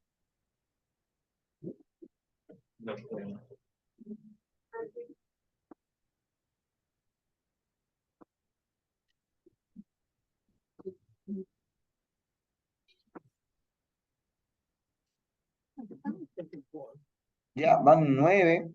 Vamos a revisarlos. Ya. Nancy, Lázaro, Josué, Esther. Ya. Luisa, Teresa, Alcida, Elizabeth, Flor, Patricia. Ya.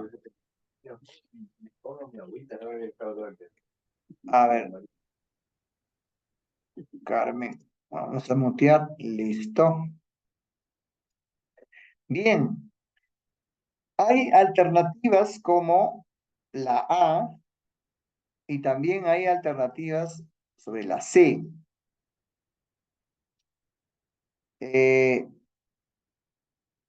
A ver, dice, la A dice variable independiente y decíamos que la variable independiente es la causa. Es la variable que se puede manipular intencionalmente. La variable dependiente es el efecto, es el objeto de estudio, es aquel que se mide. Y la variable de control son todos aquellos variables intervinientes, pero para nosotros llegar a una conclusión o establecer una relación directa entre la independiente y la dependiente, tenemos que controlarlas. ¿Y cómo se les controla? Asignándoles el mismo valor en tiempo, en cantidad, en frecuencia, etc. La misma tiene que ser para los dos. Por eso decimos control. Entonces, cuando ahí la estudiante quiere modificar la propuesta y dice, yo voy a colocar la linterna en otras direcciones. No va a ser ya de manera horizontal en el piso, sino uno a la punta del lápiz, otro delante del lápiz y otro a la base del lápiz, y luego va a medir, pues seguramente va a medir el tamaño de la sombra. Entonces, ¿qué es lo que está pretendiendo modificar? ¿La independiente o la de control? Porque si es control, tendría que ser exactamente igual para todos las mediciones que va a hacer.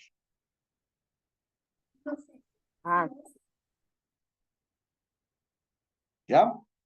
Entonces... Independiente, porque la independiente se puede modificar, pero otras variables no se pueden modificar. Exactamente. Muy bien. Cuando nosotros planteamos diferentes valores, porque las variables pueden adquirir diferentes valores, ¿no? Por eso son variables. Estamos trabajando con la variable independiente, porque esa es la que va a definir, ¿no? ¿Cuál de ellos genera, por ejemplo, mayor sombra? Y control es cuando se hace exactamente igual, se asigna el mismo valor. Por ejemplo, yo puedo decir control cuando yo tomo una misma posición. Por ejemplo, ahí la misma distancia. O sea, no va a variar de 5 a 10, 15, sino va a ser la misma distancia. Puede ser a 5 centímetros. Lo que va a variar es la posición de la linterna. Uno va a alumbrar a la punta, el otro a la base y el otro delante. Entonces, allí lo que se está viendo es que se pretende modificar la variable independiente porque va a ser diferentes posiciones. Y es independiente porque es la causa, es lo que va a generar la variación del tamaño de la sombra. La variable dependiente también sigue siendo pues el tamaño de las sombras que se generan. Muy bien, en este caso sería pues la alternativa A.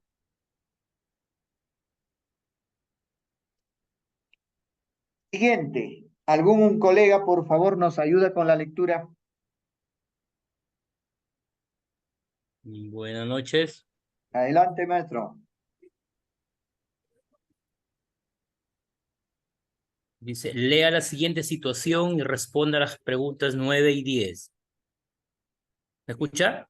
Sí, se escucha, maestro. Ya. Dos estudiantes de sexto grado dialogan sobre la posibilidad de teñir flores. A continuación, se presenta la transcripción de una parte de dicho diálogo.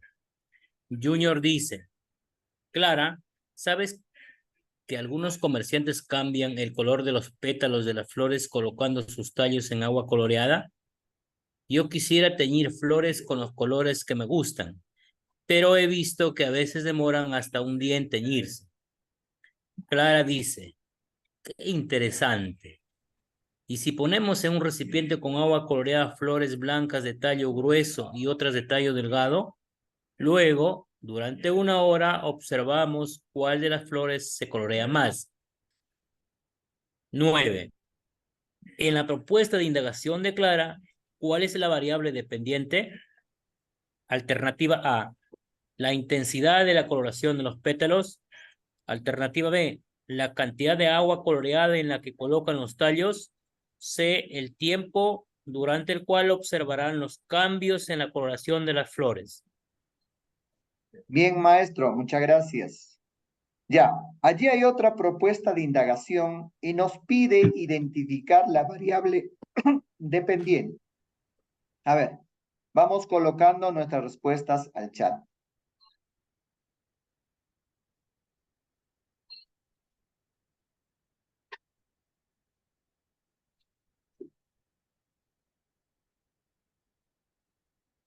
¿Ya?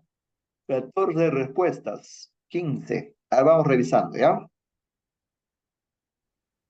Patricia, Guamán Flores, Diana, Josué López,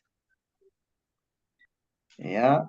IE 14743, Nancy Esther, Marina, Rosario, Josué, Esther, Alicia, Isabel, Emma, Lázaro,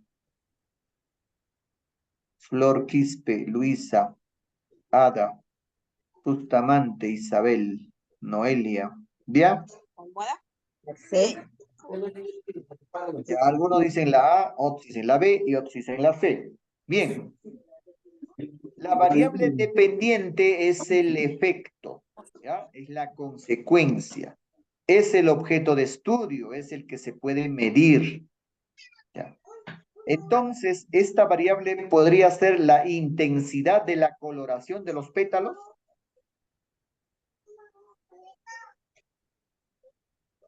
Porque dice, No es. acá dice, si ponemos en un recipiente con agua coloreada flores blancas de tallo grueso y otras de tallo delgado, luego durante una observamos cuál de las flores se colorean más. O sea, ¿cuál va a ser el efecto? El tiempo. ¿El tiempo? El tiempo durante el conservamiento. La coloración de las flores. Los tallos. La coloración. El grosor del tallo. ¿Cuál de las flores se colorea más? Dice. La coloración. ¿Correcto?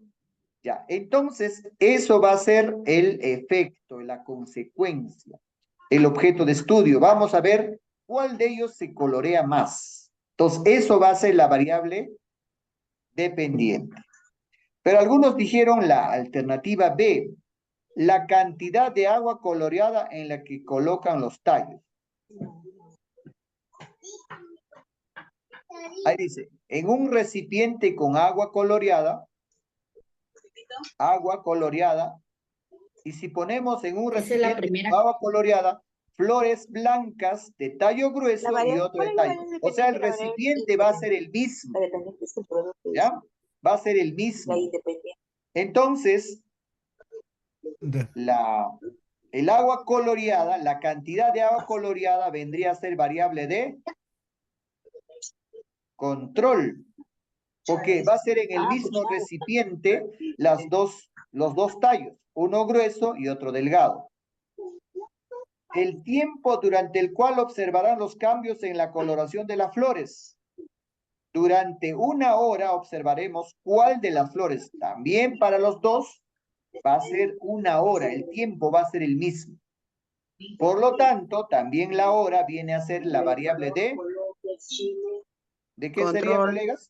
Control. Muy bien. Entonces, dicho esto, la respuesta correcta, pues, es definitivamente la alternativa A. ¿Correcto? A ver, seguimos con los micrófonos. Voy a silenciar a todos. Ya. Listo.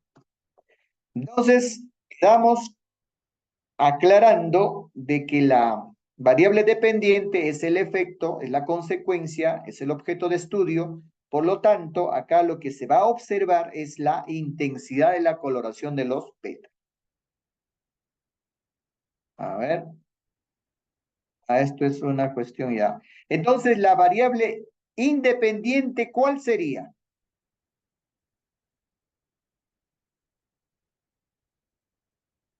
En esta propuesta de indagación, colegas, a manera de ejercicio, ¿cuál sería la variable independiente? El grosor. El grosor del tallo de las flores, ¿verdad? Tallo grueso y tallo delgado. Claro. El grosor, eso es la variable independiente, es lo que vamos a ver. Se está manipulando intencionalmente, uno grueso y otro delgado, para ver, a ver si los de tallo grueso se colorean más o los de tallo delgado tal vez se colorean más. Entonces, esa es la variable que se está manipulando, que está haciendo diferente para verificar el efecto, ¿no? Entonces, esa sería la variable independiente. Muy bien. Y ahora una cuestión de conocimiento disciplinar.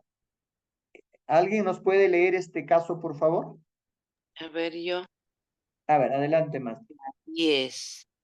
¿Qué proceso de la nutrición de las plantas está involucrado directamente en la indagación propuesta por Clara? A, transpiración. B, fotosíntesis. C, transporte. Bien, gracias, maestra.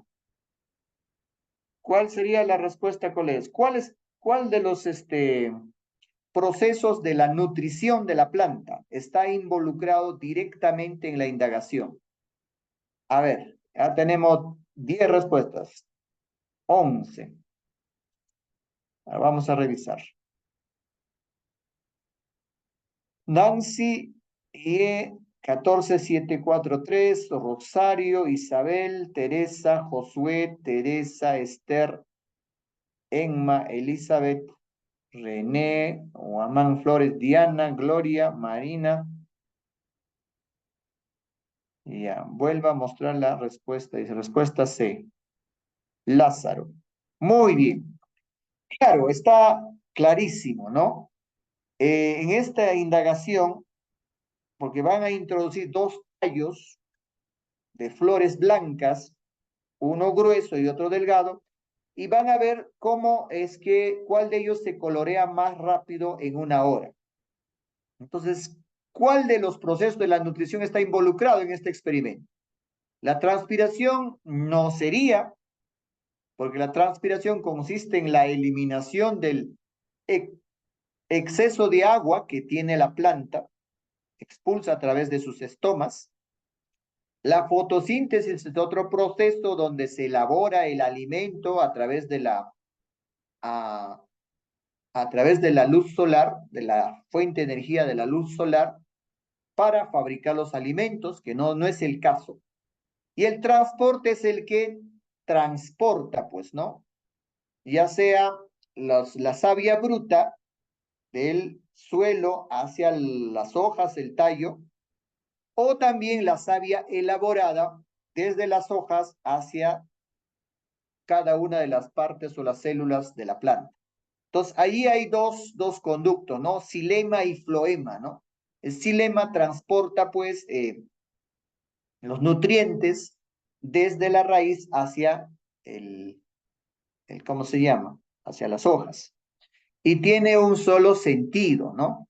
Eso también es importante que usted lo sepa, ¿no? Es solamente de abajo hacia arriba. En cambio, el floema tiene doble sentido, puede bajar y puede subir, porque no sabemos pues a dónde va a llevar tal vez en la parte alta de la planta o va a bajar hacia la raíz de la planta. Entonces, efectivamente, en este proceso pues está involucrado la función de transporte. La otra función de la nutrición es la respiración, que tampoco no sería el caso, ¿no? Muy bien. Entonces, la respuesta correcta, pues, es la alternativa C. Muy bien, Bustamante, Isabel, todos. Ya. Eso es lo que hemos preparado para el día de hoy. No sé si hubiera alguna pregunta, alguna inquietud o algún comentario, colegas. Podría ser el momento oportuno para poder dialogar. Tenemos todavía un poco de tiempo. Entonces, hemos preparado estos 10 casos. A ver, si hay alguna duda, alguna pregunta, sería pues bueno y pertinente hacerlo en este momento. Sí, quisiera que nos explique un poquito más lo que es variable dependiente, independiente, por favor. Ya. A ver. Vamos a abrir un... Vamos a un minutito, vamos a ordenarnos acá. Vamos a abrir acá.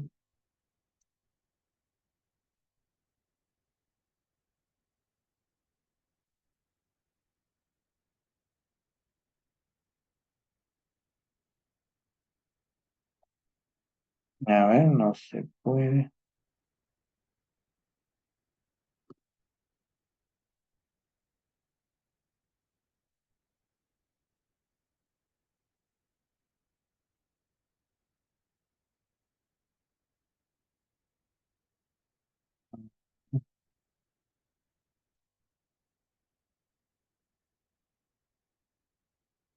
A ver.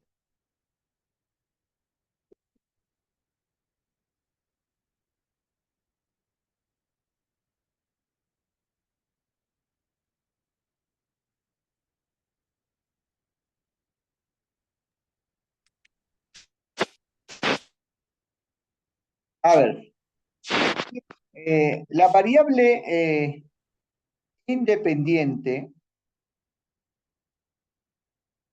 y la variable dependiente. Entonces, la relación se da en este sentido, es una relación de causalidad. La variable independiente es la causa, ¿ya? Causa. Y esto, la variable dependiente es el efecto, ¿no? Efecto. Ya. Entonces, ¿cómo vamos a identificar la variable independiente? Como es la causa, es la que genera, hacemos una relación lógica, ¿no? ¿Cuál es primero y cuál es después? Entonces, eso también nos podría ayudar a identificar la variable independiente y la dependiente. Primero es la causa, pues, y después se da el efecto. Otro es de que la variable independiente se puede manipular intencionalmente, entonces puede ser diferente. Yo a veces pongo el ejemplo de las plantas, ¿ya? El crecimiento de las plantas. Ustedes saben que para que una planta crezca necesita pues muchos factores, ¿no? O intervienen muchos factores. Puede ser agua, ¿ya? Agua. Puede ser la luz solar. Puede ser el aire. También el suelo. El tipo de suelo, etc. Entonces, yo quiero hacer una investigación y digo, a ver, primero voy a relacionar la luz solar. ¿Qué tanto influye la luz solar en el crecimiento de la planta?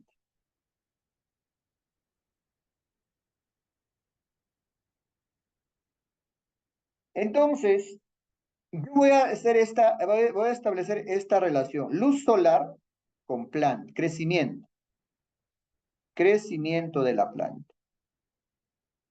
Entonces, pero como en la vida real se presenta todo junto, nunca yo lo puedo separar ya. Nada de agua, nada de suelo, nada de aire, no puedo hacer eso porque la naturaleza es así. Entonces, yo digo, ¿no? ¿Cuál es primero? ¿Cuál va la luz solar? ¿Y cuál es el objeto de estudio? ¿Qué cosa quiero saber? Crecimiento de las plantas. Por eso voy a medir las plantas, ¿no? La altura de la planta. Entonces, si la luz solar va a ser mi variable independiente y el crecimiento de la planta va a ser la variable dependiente, todos los demás factores que influyen también en el desarrollo de una planta van a convertirse en variables de control. El aire debe ser el mismo para ambas muestras, para la muestra experimental, para la muestra de control. El agua debe ser el mismo en cantidad y en frecuencia del riego para ambas muestras, para la muestra experimental y para la muestra de control. El suelo debe ser el mismo. Entonces, todos los demás factores se van a convertir en variable de control, porque van a estar ahí. Pero ¿cómo lo voy a controlar? Lo voy a controlar haciéndolo exactamente o asignándole la misma proporción o la misma cantidad o la misma frecuencia. Entonces, de esta manera yo voy a llegar a una conclusión de que si la luz solar influye o no influye en el crecimiento. Puedo hacer yo, por ejemplo, como la variable independiente se puede manipular, voy a hacer una muestra de una planta con aire, con agua, con suelo de la misma proporción, la misma calidad, pero la luz solar lo voy a manipular. A una de las plantas le voy a poner en la oscuridad, donde no hay luz, y a la otra planta le voy a poner donde haya mucha luz.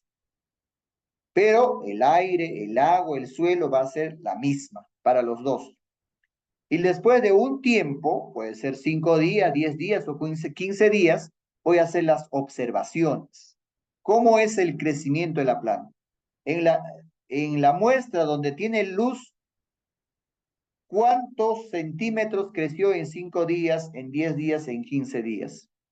Y en la muestra donde le he quitado la luz intencionalmente, ¿cómo es el crecimiento? A 5 días, a 10 días y a 15 días.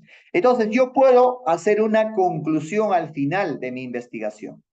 Puedo decir de que sí, efectivamente, valido mi hipótesis, la luz solar hace que las plantas crezcan más. Mientras que, ¿por qué digo esto? Porque en mi muestra control, en la otra muestra donde no se le ha provisto de luz, el crecimiento ha sido mínimo. Inclusive tal vez está amarillento, está tal vez en mal estado esa planta, ¿no? Entonces llegaría a verificar o a comprobar la hipótesis de que sí, efectivamente, la luz determina el crecimiento de las plantas.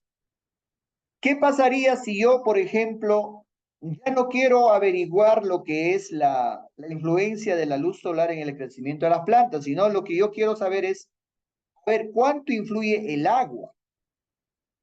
Entonces, si yo pongo como variable independiente el agua y la variable dependiente el crecimiento de la planta, entonces las demás, incluido la luz, se vuelven en variable control. O sea, la luz solar, el aire, el suelo van a ser la misma para ambas muestras. Lo único diferente que va a hacer es el agua. A uno le voy a regar tal vez diario y al otro le voy a regar tal vez cada semanal, cada 7 días.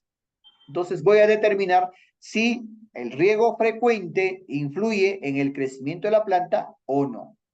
Entonces, de esta manera se van estructurando, estimados colegas, la relación entre las variables, ¿ya? Pero es importante que ustedes establezcan esa relación de causa-efecto. La variable independiente se puede manipular intencionalmente para ver, pues, cuál de ellos es la que determina la variable dependiente.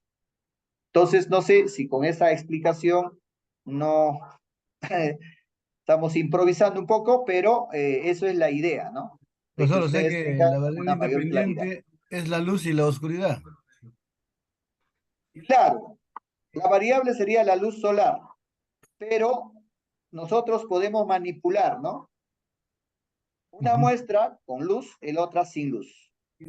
O con poca luz, podría ser. Y la dependiente ya de la planta que crece. El otro menos, el Claro, la otro variable más. dependiente es lo que voy a observar, cuánto crece la planta. Sí, así sería, colega. Doctor, buenas noches. Sí, adelante, maestro. ¿Cuál sería la diferencia en este caso entre el variable interveniente y el control, profesor? Es lo mismo, solamente esa es la duda. Gracias. Ya, miren, la variable, como les decía al inicio, ¿no? Cuando nosotros observamos en forma natural, nunca vamos a encontrar aislado las variables, se van a dar en ese contexto. O voy a poner otro ejemplo. Nosotros trabajamos, por ejemplo, investigaciones sobre los niveles de aprendizaje. En los niveles de aprendizaje van a influir muchos factores. Factor de alimentación, nutrición, factor del clima o la convivencia, el factor tal vez de la metodología docente, que puede ser métodos activos o métodos pasivos, puede influir también la colaboración de la familia, o sea, cómo la familia colabora con el quehacer cotidiano, en las tareas, etc. Entonces, hay varios factores asociados al aprendizaje. Pero cuando hacemos una investigación, no podemos hacer de todo al porrazo, sino que vamos a escoger uno de ellos. A ver, yo quiero saber, si las metodologías que utiliza el docente influye o no influye en el aprendizaje del estudiante.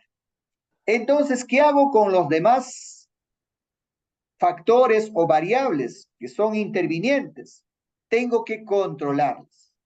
Entonces, si yo defino mi problema de investigación, dos variables, la metodología del docente, ¿influye o no influye en el aprendizaje? Entonces, las demás variables se van a convertir en variables de control. Y para que sea de control, tienen que ser exactamente la misma. Por ejemplo, el apoyo de la familia. Si voy a seleccionar a una muestra, entonces tengo que ver que todos los padres apoyan a sus hijos. O puede ser a todos los padres que no prestan apoyo a sus hijos, pero tienen que ser igual. Si yo quiero ver, por ejemplo, la nutrición, tengo que ver un grupo homogéneo donde la nutrición sea pues relativamente igual o equivalente o muy similar, ¿no? Entonces, cuando nosotros hacemos una investigación, vamos a encontrar factores, muchos factores asociados. Y nosotros elegimos uno de ellos para poder verificar, pues, ¿no? Si hay influencia o no hay influencia, si hay efecto o no hay efecto. Y las demás se convierten en variable de control. Pero en otro momento yo tal vez quiero verificar si es que la nutrición de los estudiantes, la calidad de nutrición de los estudiantes, influye o no influye en el aprendizaje. Entonces, si yo hago esto, entonces allí tengo que manipular. Tengo que hacer una muestra de estudiantes bien nutridos y otra muestra de estudiantes que no tienen buena nutrición. Y los demás factores se convierten en variables son intervinientes porque están ahí, pero decimos variable de control porque lo hacemos exactamente igual, para que no interfiera en la conclusión de mi investigación. Entonces, esos son algunos ejemplos que les puedo dar para poder clarificar en qué consiste, pues, la variable independiente, dependiente y control. Según lo que vamos determinando, nuestro problema de investigación, allí se va definiendo cuál es nuestra variable independiente, dependiente y cuáles serían las variables intervenientes, las cuales tienen que ser controladas.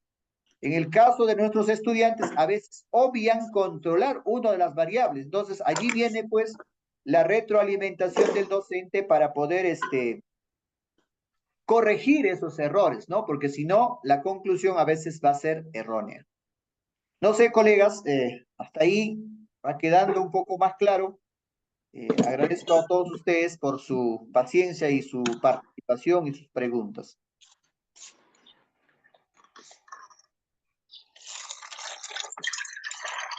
Muy bien, colegas, sería todo por hoy.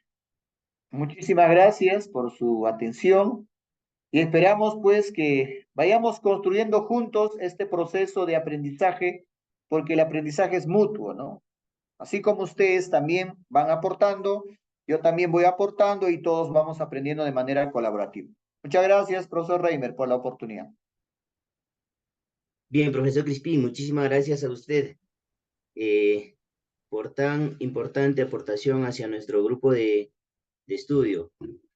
Estimados colegas, de esta manera estamos llegando a la parte final de este proceso de preparación que ha durado aproximadamente 2 meses. Saben ustedes que nuestra programación inicial fue solamente hasta el 4, ¿no? Mañana estaríamos cumpliendo, puesto que el 5 de este mes debería de haberse desarrollado la prueba única nacional del concurso de ascenso a escala magisterial. En base a que el ministerio ha prorrogado para el 3 de diciembre, también a pedido de muchos de ustedes, nosotros vamos a continuar con la preparación para aquellos colegas que desean continuar con este proceso, ¿no? Entonces, con algunos que por alguna circunstancia no van a poder inscribirse, queremos extenderles las infinitas gracias, estimados colegas, por confiar en nuestra institución. Esto es el Centro de Alto Rendimiento Docente. Siempre vamos a estar a su predisposición para cuando ustedes nos necesitan, en cualquier aspecto que involucra los objetivos y los servicios que nosotros brindamos hacia los profesores del Perú profundo. Entonces, con estas palabras nos despedimos. Sin embargo, que no sea una despedida lejana, sino una despedida momentánea, porque vamos a ir comunicándonos frecuentemente para cualquier circunstancia o para cualquier servicio que ustedes requieran. Muchísimas gracias una vez más. También quiero hacer hincapié a la colaboración de nuestros capacitadores, porque sin ellos nosotros no seríamos nada, ¿no? Al profesor Crispín, al profesor Hilberto, a la profesora Cristina, a la profesora Zenaida. Entonces, ellos han sido quienes han aportado significativamente en cada uno de los presentes, y seguramente eso se va a ver reflejado cuando tienen que enfrentarse a la prueba única nacional del concurso de ascenso. Tenemos una clase pendiente, colegas, lo vamos a programar en el transcurso de la semana que viene. Por favor, les voy a pedir a aquellos colegas que no se retiren del grupo. Le vamos a enviar el link y el material a ese grupo, y algunos materiales, quizá algunas clases de manera de invitada, para que ustedes también puedan participar en este mes de preparación. Con esas palabras me despido. Muchísimas gracias, un inmenso abrazo hasta los diferentes departamentos de donde ustedes se están conectando en estos momentos. En el nombre del Centro de Alto Rendimiento, entonces damos por concluida esta primera etapa de preparación. Con algunos, seguramente algunos ya se han inscrito, ya el día de mañana vamos a estar formando los grupos, entonces ya nos estaremos reencontrando. Muchísimas gracias una vez más, un abrazo, estimados colegas. Buenas noches. Profesor Reimer, disculpe. Buenas noches, profesor. ¿Hasta cuándo Gracias. se puede inscribir, profesor, para la siguiente preparación? Yo quiero continuar. Sí, puede inscribirse le vamos a enviar, colegas, al grupo de WhatsApp, lo vamos a enviar a nuestras cuentas. Ustedes realizan su pago y nosotros, y nos envían, como el proceso anterior, nos envían y nosotros le estaremos enviando un link para que usted pueda registrar Gracias. sí, su inscripción. Entonces, de esa manera queda inscrito al curso. Lo estaremos agregando al grupo y todas las coordinaciones por ese nuevo grupo que se va a conformar. ¿Sí? ¿Alguna otra consulta, estimados colegas? Muchas gracias.